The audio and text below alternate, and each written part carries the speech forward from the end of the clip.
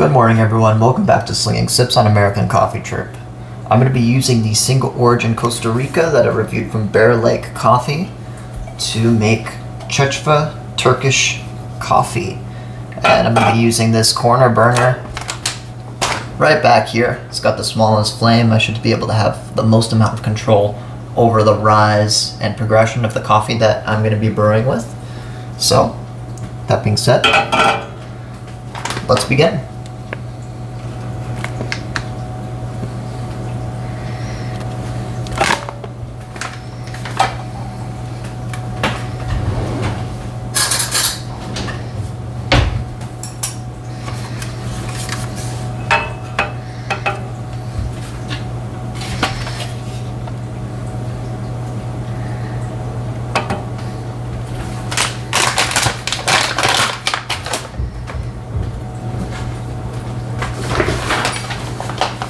There's a bottle here.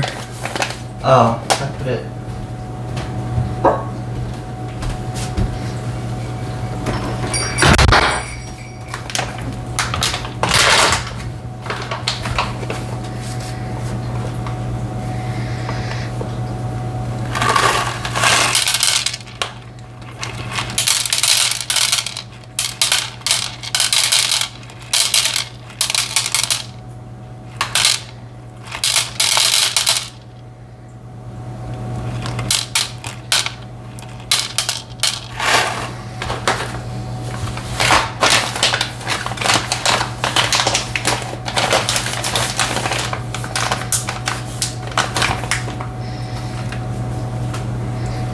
Alright, so got 12.6 grams of coffee weighed out on the scale. I'm expecting a purge of around 0.5, 0.6 grams, so we should end up with an even dose of 12 grams of coffee on our output.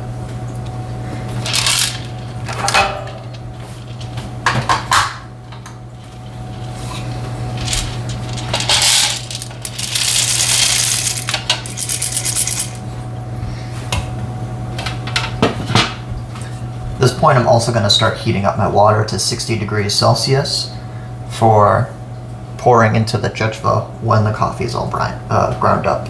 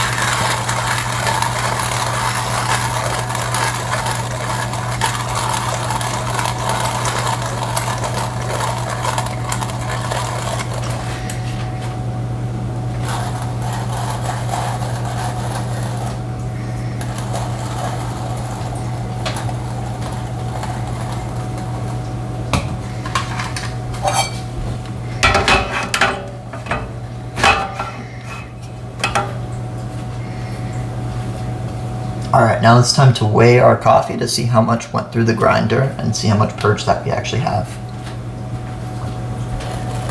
Take my grinder here. I'm going to be quite careful and try not to get any coffee mess here.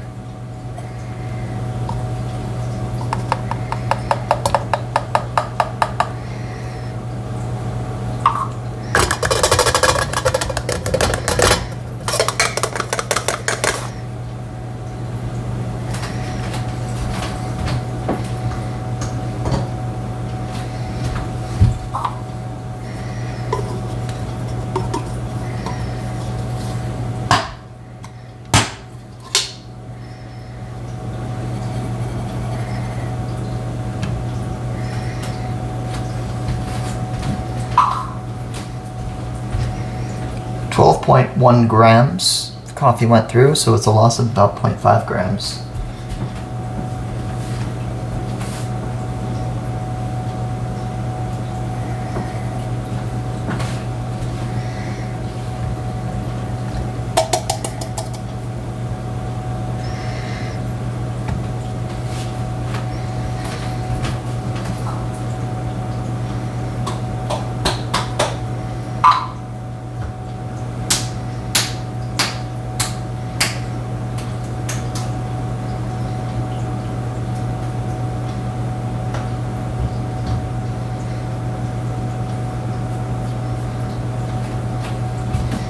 One thing you want to see with the coffee, I don't have that much on my hands, but it's going to be like a fine powder, as fine as your grinder can make it. Most grinders can't even do Turkish ground coffee.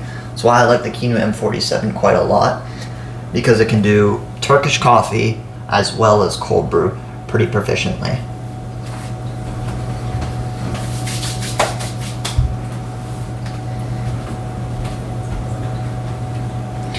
Okay, so next thing we're going to do, so I'm going to zero out my scale. Make sure that bed of coffee is nice and flat. What I'm also going to do is grab a spoon here, so when I pour my water in, I'm going to do my stirs. I'm going to start my flame. This brew process is going to be about 2 minutes and 15 seconds, ideally. And around that 2 minute and 15 second mark, I want the coffee to have risen right up to the rim here.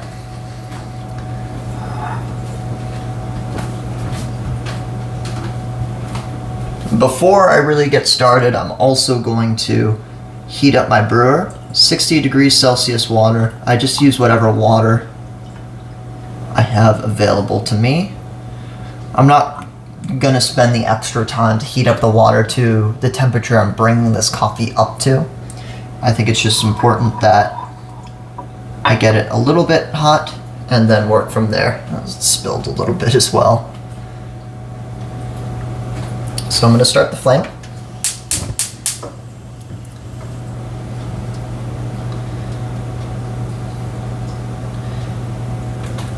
Shoot to make the flame lower than you think you'll need it.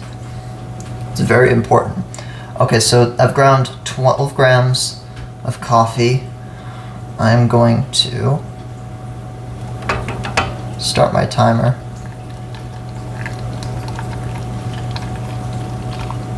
And do 120 grams.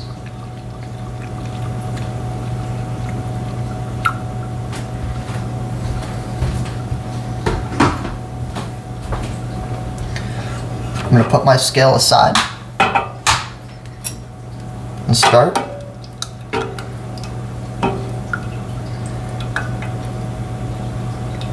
Kind of like a flicking motion back and forth.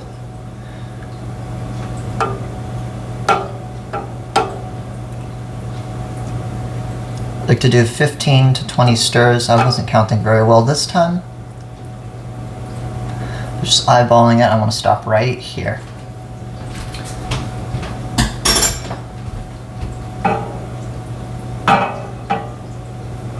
Put this on the burner.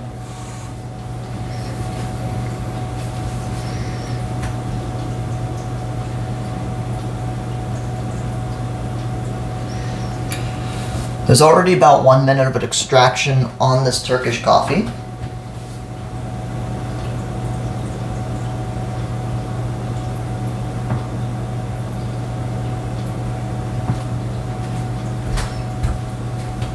Now my focus is watching this and controlling the rise of the coffee itself. At the 1 minute mark, I'm going to change the setting on the heat to speed this process up.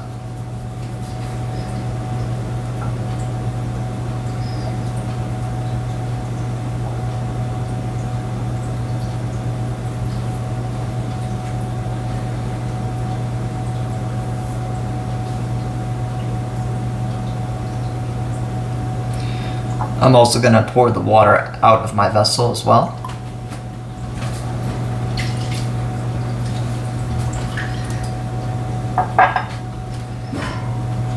Now to change the heat setting.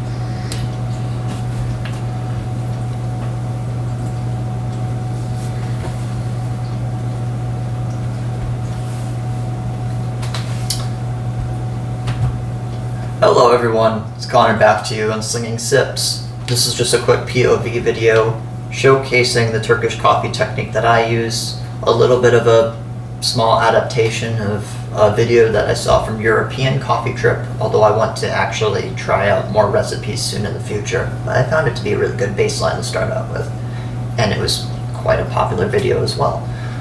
Right now, what I'm doing is I'm waiting around 1 to 2 minutes for the sediment in the coffee to fall. One of the big issues or things that you have to understand with Turkish coffee is that it's a completely unfiltered brew method. The coffee and the water are going to be brewing in the same chamber. It's not being filtered through any sort of filter. So when you brew Turkish coffee, you pour it in, a lot of that sediment is going to get in there, super fine, like sand. You're going to wait 1 to 2 minutes for that sediment to fall to the bottom. And that's traditional and typical of Turkish coffee. So where am I right now? 1 minute, 30 seconds. I'm going to wait a little bit longer for that sediment to fall to the bottom, and then I'm going to enjoy this cup of coffee. And another thing that means, that sediment being in there, is that even after you brewed your coffee, it's going to be extracting inside your cup that you're drinking out of as well. So that's another thing that you have to consider. Even though it's spending 2 minutes on the flame, there's around 30 seconds to a minute of extraction when you pour the 60 degrees Celsius water to do your stirs. Those stirs cause extra agitation, and then the heat from the flame causes even more agitation. You want to start from 60 degrees Celsius, a lower temperature threshold, because it's going to extract the coffee slower, and then it gives you time to let the flame do the rest of the work, bringing the coffee up to temperature. And it's really less of an exact science the way baking is, and more kind of like cooking. You're using different variables that you can understand, and then adding little pinches of salt and spices where you need them to be to improve the flavor and the texture of the coffee.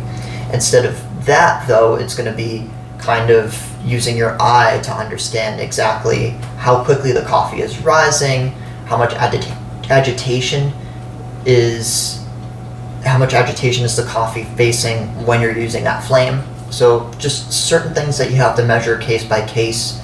My burner is not going to be the same as your burner, or vice versa. All right. So now this coffee should be all set to go. Still quite hot. Very sweet.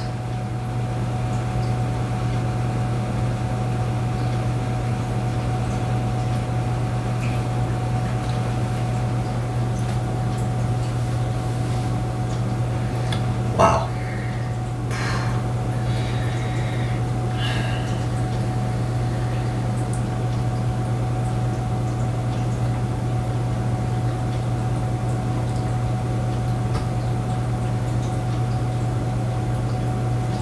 It's like hot chocolate when you taste it. It's freaking fantastic.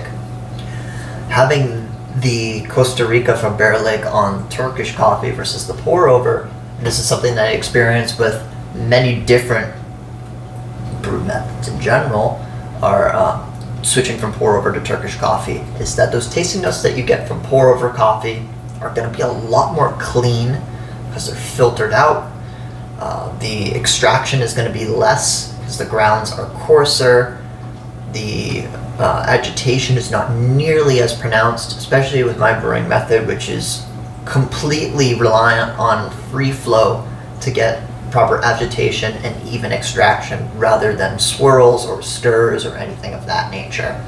Whereas the Turkish coffee relies on stirs and bringing the coffee up from that already somewhat hot temperature to our final drinking temperature, or just a little bit above that. So the amount of extraction is significantly higher.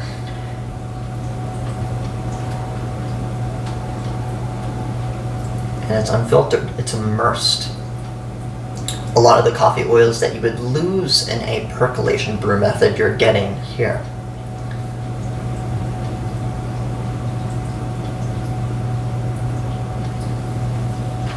Which I would say is even more pronounced in a cup like this than it would be in a French press.